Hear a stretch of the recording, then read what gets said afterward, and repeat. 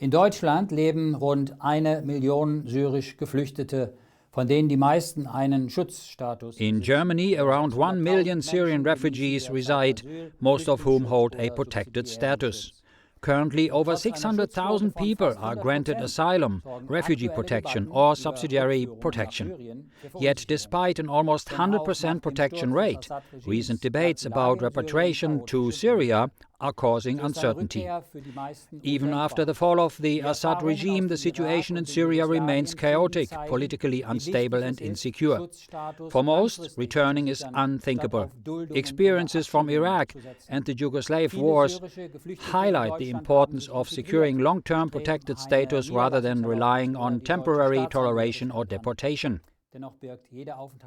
Many Syrian refugees in Germany have integrated, pursuing permanent residence permits or German citizenship.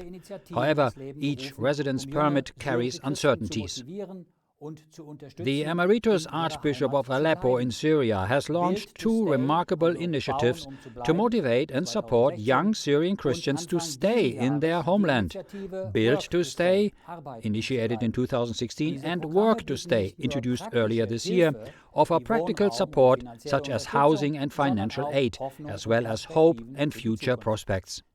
Archbishop Jean-Clement Jeanbart is currently in the beautiful Melkite Greek Catholic St. George Church in Aleppo, where we will speak with him about his mission and vision and the challenges he sees in these turbulent times.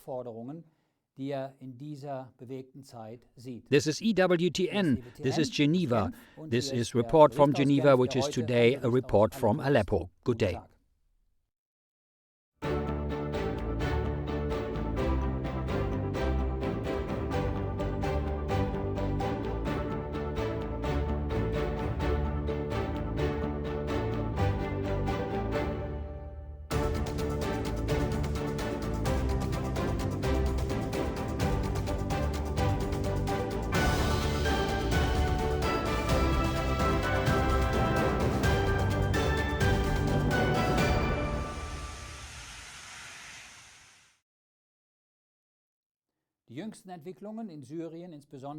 The latest developments in Syria, particularly the dramatic events in Damascus, have drawn global attention. The government has been overthrown and the situation across the country remains unclear, tense and precarious.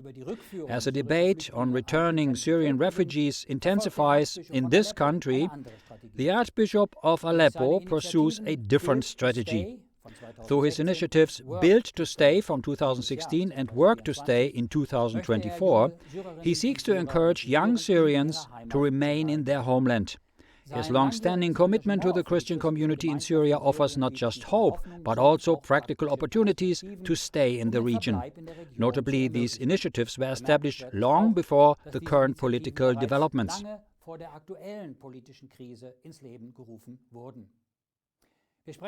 We now speak with the man behind these projects, Archbishop Jean-Clement Jeanbart, Emeritus Melkite Greek Catholic Archbishop of Aleppo and Apostolic Visitor of the Melkite Church in Western Europe.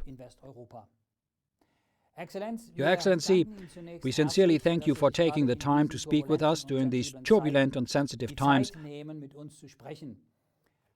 How do you personally assess the situation and its impact on the people and the Christian community in Syria? You don't have to thank me. It is my duty to inform you and to tell you about what is happening in our country. Of course, we were surprised and we are afraid things wouldn't come as we hoped. But there are signs that the situation will get every day a little bit better. They promised us, the invaders, the rebels, promised us to be open to all the communities and to all the denominations and not to be sectarian. And this gives us some hope that we'll do well with the new situation. We have been hearing yesterday the Prime Minister elected or resigned, and he gave us many reasons to hope a good future. He told us that he will be very kind and very just with everybody, and that all the Syrians of all denominations, all religions, all choices will be welcome to work together to build this country after all these years of war and destruction. We hope so, and I am afraid that sometime some fundamentalists, some ISIS could come and make some troubles, but let's hope that they will not do. Earlier this year, 2024, even before the current events, you launched the initiative Work to Stay, an apologetic project and movement dedicated to supporting Syrian Christians in remaining in their homeland. You have said that these efforts align with Christ's call for his followers to bear witness to his love and make new disciples without pursuing political or sectarian goals. Could you elaborate on this movement, particularly in light of recent developments in Syria? Indeed, I launched Work to Stay, and I was convinced that this was the will of the Lord, because our presence in this country would give in the future the possibility and the chance that some of ours will bear witness to Jesus Christ. I began it after reading several times the last days of Jesus between us, before he left and he went to his Father. He asked us just one thing. He asked us to be a witness to him and to bring people to him, that they may find in him life, joy, and a new existence. The movement, this initiative, this institution has gone well, and we hope that it will go ahead and give fruits and help many people to continue living in the country. Of course, I was afraid when this situation came out. I was wondering if it will be possible for us to live in this country if the fundamentalists, the people who do not accept the others, come to govern the country. All signs, all indications, and all the words we have heard give us to be confident that they will not impede anyone to live in his country and impede anyone to make the choice he wants to live with. I'll say that in these few days, last days, I was worried. I was praying the Lord to give me strength and confidence in him, and to go ahead and proceed in the work building this institution, that it may give the best of it to our church, to our people, to our country.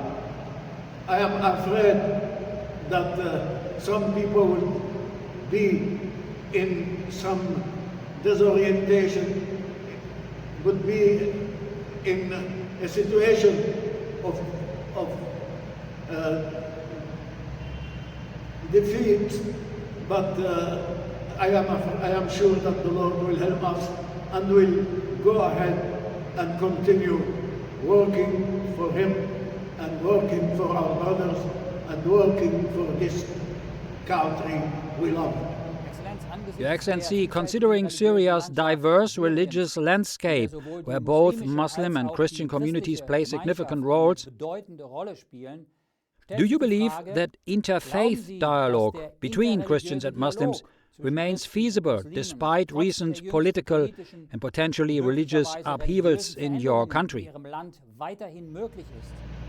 We have been since more than 50 years in a good interfaith dialogue in this country. What will happen in the future? Let us wait and see. But we'll do our utmost to promote dialogue, to promote this interfaith dialogue and relationship with the other denominations and the Muslims. It is very important for us, very important for the testimony we have to hear, but also very important for the live together that we have to accept and to do in our future years now. I think that it is very important to do whatever possible to convince everyone that we have a duty to encounter, to dialogue, to be friendly, and to be brothers with the other citizens of this country. I'm sure that wise men in the government will help us promote that. We have good relations with the Muslims clerics. We have good relations with Muslim businessmen and Muslims workers. And we live with them, we love them, they love us, and we can go ahead together. I am almost persuaded, almost sure, that the interfaith dialogue will continue and will go ahead and will help us to rebuild our country and to be happy together and to give each of us what he has to the others, to make a communion in what we have, in what we think, and also a communion in our affection and relationship with our other brothers in the country. Let us ask the Lord to give us confidence and to give to our brothers, Muslims also, wise confidence that we may encounter often and go ahead hand in hand and doing together what is the best for ourselves citizens of all denominations, ourselves that live in this country, and ourselves who want to be friendly and brothers in the country. In a letter you wrote some time ago, that was long before the current situation, you expressed concerns about fulfilling your mission under the already challenging conditions in Syria, particularly considering your age. Yet you also wrote that this experience has rejuvenated you and deepened your understanding of how fulfilling it is to follow the Lord's call and to do His will. Has your perspective on this changed since then? Of course, what has happened, what is the situation today, let me ask myself, is it reasonable, it is possible to continue to do what I have begun to do? Really, I must say that I'll continue. And as I told some friends a few days ago, that I was feeling younger working in this project. I feel that the Lord gave me strength and gave me feeling that if I was just beginning my mission as a priest, as a bishop. And I think also that He has helped me and given me signs that He is standing by my side, that He is working with me. I have been succeeding in very hard, very difficult situations. The procedure in building this project was difficult, but I was able to do it. I must say that not just strength he gave me also happiness. I am happy to be able to do something for him and to do what he wants us to do. And I am happy to know that perhaps someday some people, having had our help, will be here to tell the world, to tell their brothers that Jesus is the King, that Jesus is the Son of God, that Jesus is their hope and their salvation. This is very important. I know that in my life I may not see this result, but I am sure that if Christians remain in this country, if they remain not just physically but spiritually, if they remain as Christians, this will happen, and people, many people, will come to Jesus and find in him their happiness. I must say that working in this project, I felt that it has much more than what I expecting. Not just that people remain, but it has been for me an occasion to develop and to go ahead in a ecumenical work. We are working for that all the Christians, this movement, agree and accept and work with all the churches in Aleppo and in Syria. He has no difference. The one who unites us is our objective, who is Jesus Christ. All the denomination, Christian denomination, believe in Jesus Christ, and all of them are in duty to respond to his call and to his will, to give him and let people come to him.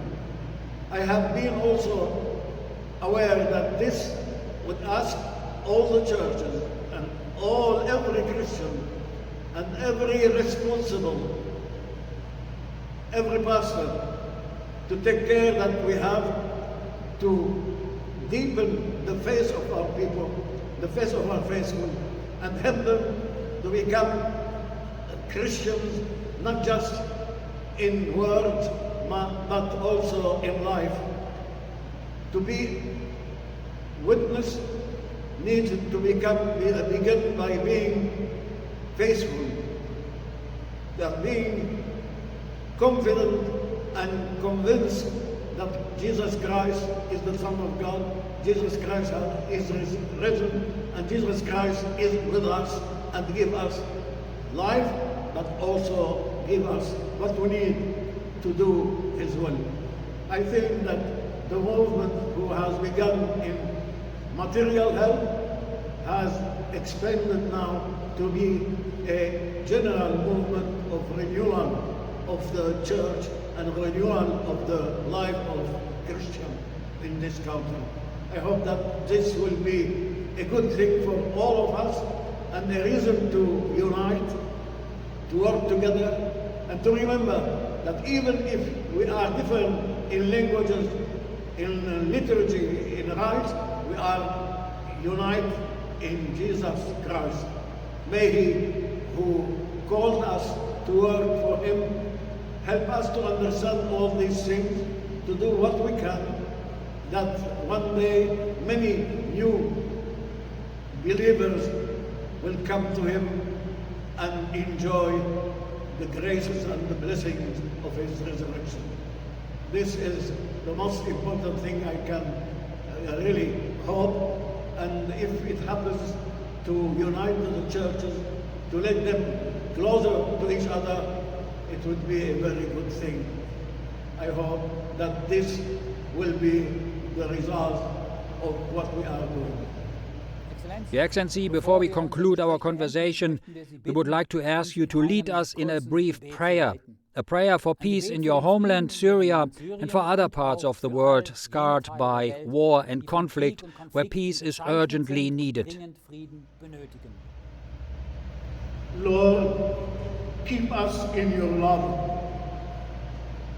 In these difficult times, we come to you, Lord, and beg your help. We are yours, and we want to remain your disciples in our beloved country.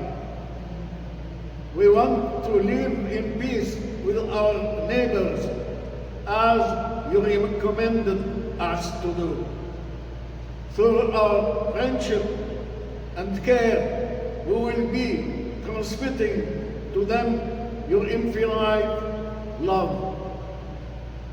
Give us, Lord, to be confident in your help, in order to continue living where we were born, and in the place chosen for us by your holy providence, looking for the salvation of all men, waiting the transfiguration of our human society, longing for freedom and peace in the light of your Holy Spirit. Amen.